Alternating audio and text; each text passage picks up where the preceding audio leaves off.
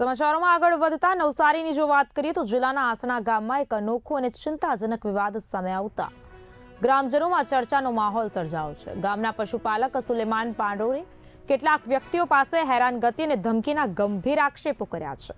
સુલેમાન પાંડોર જણાવે છે કે તેઓ પોતાની માલિકીની જમીન પર પોતાની ભેંસોનું મળમૂત્ર નાખે છે, જે કૃષિ અને પશુપાલનમાં સ્વાભાવિક તેમજ કાયદેસર પ્રથા છે। છતાં તેમને વ્યક્તિગત અદાવતને કારણે ધમકી આપવામાં આવે છે, તેમજ ગ્રામ પંચાયતના અધિકારીઓને દબાણમાં લઈ તેમના નામે નોટિસ અપાવવામાં આવે છે। આ મુદ્દે વારંવાર રજૂઆત કરવા છતાં તેઓના જણાવ્યા મુજબ અન્યાય થઈ રહ્યો છે। સામાન્ય પશુપાલન સંબંધિત કામકાજને લઈને ઊભો થયો આ વિવાદ ગામના શાંતિસભર માહોલને પણ અસર કરી રહ્યો છે।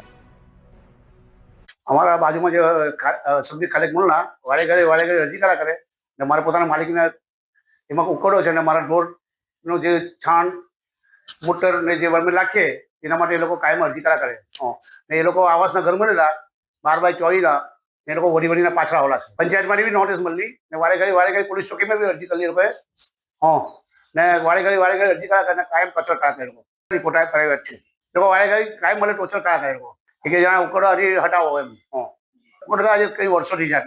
બીજી બાબતમાં એ લોકોના ઘર આમના નહીં ઉઠા માયાવંશી મોલ્લો ઉઠો ને એ લોકો આખું મતલબ કે આપણે મારા સાઈડના ઘર બનેલા છે એ લોકો વડીને પાછળ આવેલા છે ને આખી લાઈનના કોઈને દરવાજા મારી સાઈડથી મળે એ લોકોનો દરવાજો ખાલી છે।